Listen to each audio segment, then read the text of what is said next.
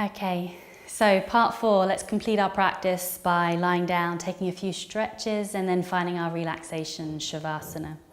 So you can release your legs, bring yourself to the front edge of your mat, taking hold of the backs of your legs, roll your shoulders down, broaden your chest, and then releasing your arms. Engage your core to exhale with as much control as you can today. Lower back, mid back, upper back, shoulders, neck, then your head. And then I want you to lengthen the back of your neck.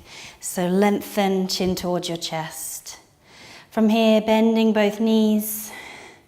Today we're going to begin by exhaling and hugging the right knee towards your chest. Relax your shoulders and hold here for a moment. So breathing in and breathing out. When you're ready, we can straighten the bottom leg. Try and extend the back of the thigh, press down through the heel, have all 5 toes pointing up. Notice there's a little bit of movement as you exhale, drawing the knee towards your chest. As you inhale, a slight movement away. Hold here. 3 more breaths. So this pose is called apanasana. It's a called wind relieving pose. And it's great for relaxing your lower back and coming back to a steady, stable, relaxed breath. So soften your eyes. Hold one last breath in. And one last breath out.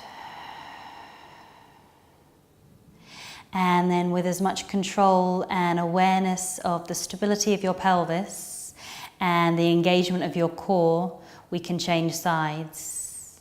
You might press the foot down, inhale, bend the opposite knee. As you exhale, hug that opposite left knee towards your chest. As you inhale, when you feel ready, you might straighten the bottom leg.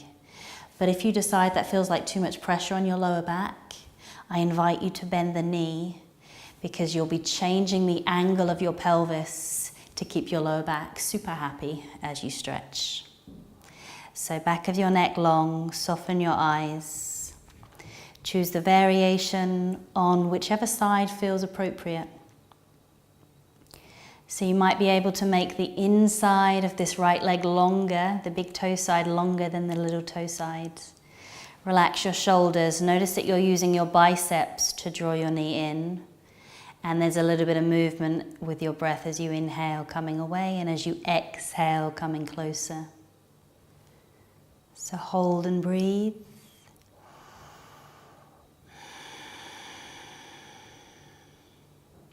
One last breath in.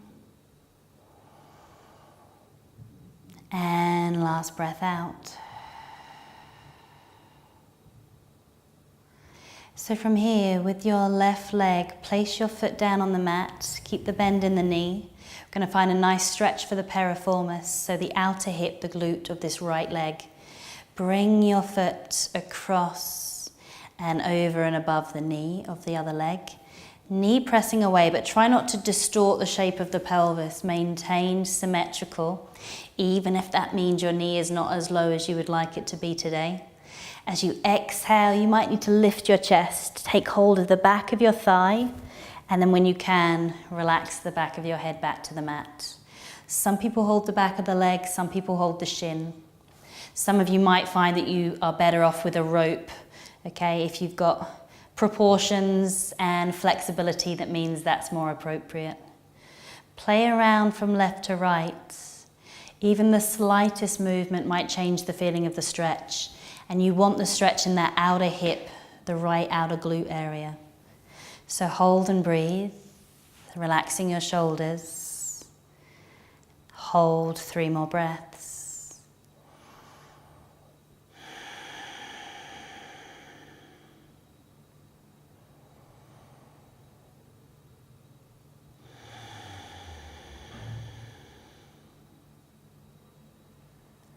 One last breath in. And last breath out.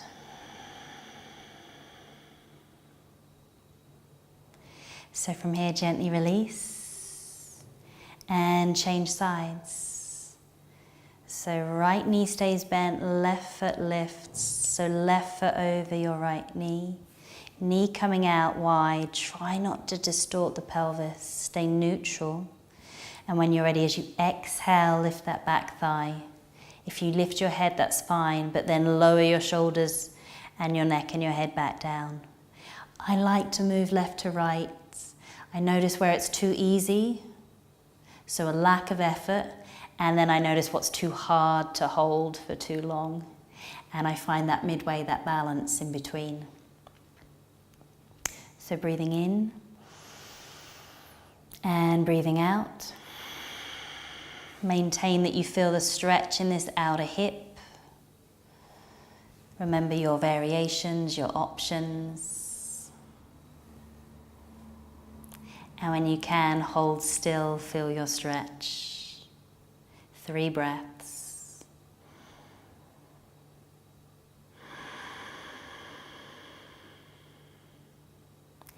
So as you breathe in this sense of horizontal expansion once more.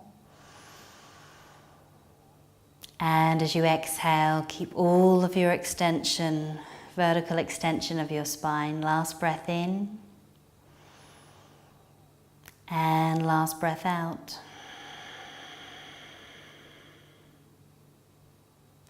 So from here, gently release. Place your foot back to the mat. You can hug both knees towards your chest as you exhale. And then making any final last minute movements, any last stretch or any final pose that feels good. Sometimes it feels good just to bring a little bit of a circle action. Some of you might really want to finish with a twist to one side or maybe to both sides. But whenever you're ready, I want you to bring yourself into your relaxation pose. So hug your knees in. Inhale, bring your feet to the mat. Relax your arms and then bring your legs down. If you do suffer with your lower back, you might feel better to keep the knees bent. Take the feet wide, let the knees support each other. You could place your bolster, your blanket or a towel, any prop underneath your knees. Otherwise, allow there to be a gap between your legs, that your toes fall to the sides.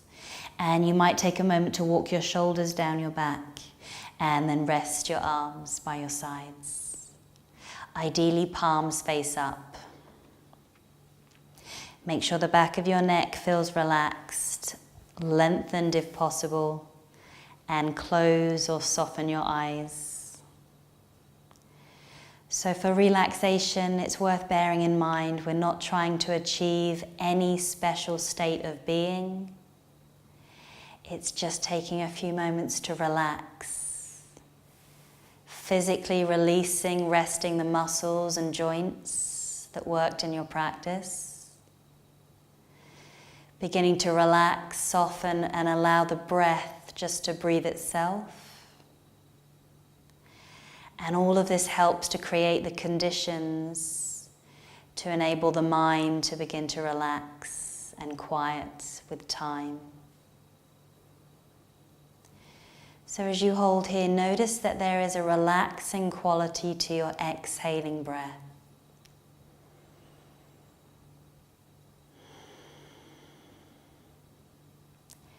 See if you can relax, release, and let go of any unnecessary holding, tension, or tightness. From your shoulders to your hips. From the crown of the head to the tips of the toes. From the surface of your skin to deep inside your body and within. Recognizing that taking just a few moments of complete stillness allows your body to more readily absorb the benefits of your efforts.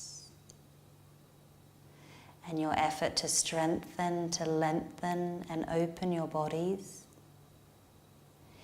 in ways which cultivate a greater sense of peace, compassion, and gratitude.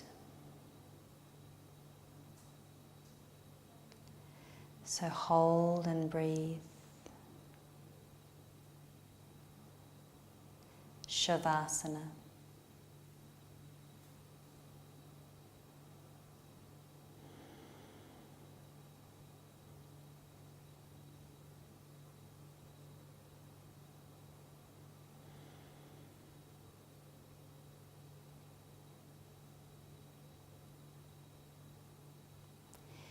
So if you're ready, begin to take a deeper, a more energizing, and a more audible breath in,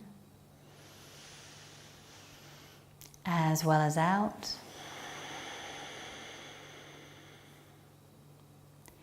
If it feels good to you, begin to move and stretch your hands, your feet.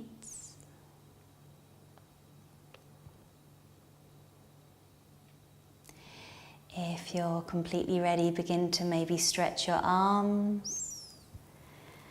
Reach, lengthen, stretch your legs. And then with one more deep energizing breath in, begin to bend one knee. And then your second knee. If it feels good as you exhale, hug one knee, second knee towards your chest. Again, it might feel good to roll from side to side, round and round, or traditionally we roll to the right side of the mat. You'd rest your whole body here for a few breaths. Once more, taking a deeper, more energizing and more audible breath in. And then when you're ready, roll or gently rock or lift yourself up. Take a moment to find a seat. Honor your effort to come to your practice by rolling your shoulders down, feeling stability in the base of your seat, integrity through your spine, bringing your head in line over your pelvis. And then with one final breath in, inhale, reach up tall, palm to palm. As you exhale, bring your thumbs to your foreheads. May we continue to practice in the way of peace, compassion, and gratitude in our minds and our thoughts. Thumbs to your lips. May we continue to practice in the way of peace, compassion, and gratitude in our speech, the words we speak to ourselves as much as to others. And bring your thumbs to your heart centers. So may we continue to practice and share in the way of peace, compassion, and gratitude from our hearts. Namaste.